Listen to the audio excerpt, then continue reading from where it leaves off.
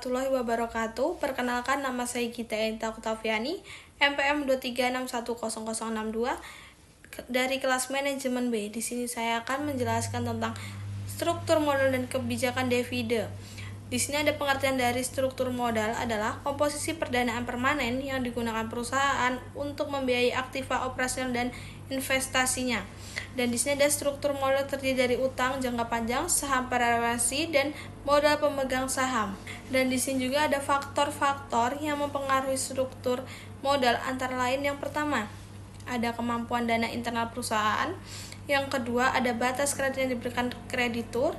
Yang ketiga, ada ukuran perusahaan besar lebih mudah memperoleh pinjaman.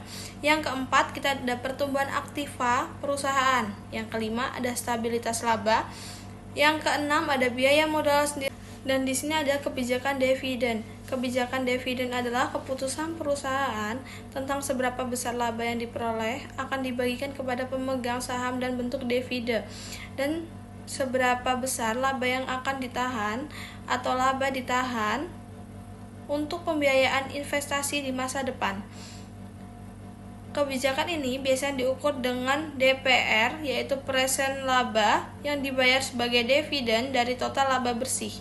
Pembagian dividen dapat juga meningkatkan daya tarik saham bagi investor, tetapi mengurangi dana internal perusahaan untuk pengembangan usaha.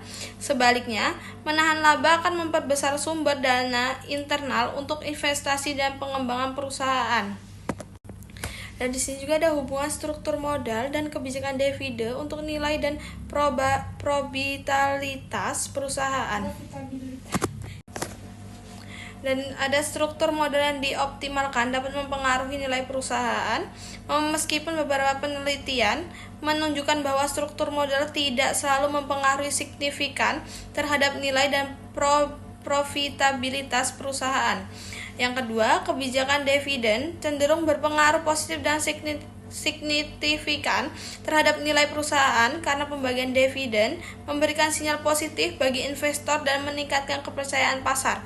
Yang ketiga, ada perusahaan dengan profitabilitas tinggi cenderung memiliki dana internal yang lebih besar sehingga penggunaan hutang dapat struktur modal bisa lebih kecil. Yang keempat, ada penggunaan hutang yang tinggi dapat menurunkan Sekian materi yang dapat saya sampaikan. Saya Gita Enta Oktaviani. Saya akhiri.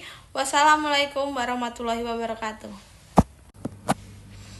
Yang keempat, penggunaan hutang yang tinggi dapat menurunkan profitabilitas karena risiko biaya kebangkrutan meningkat.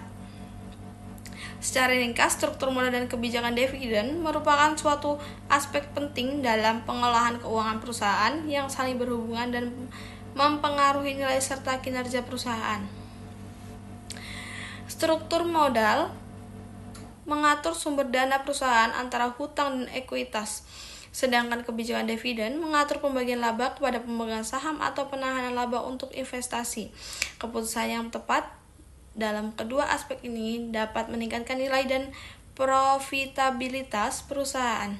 Saya akhiri. Wassalamualaikum warahmatullahi wabarakatuh.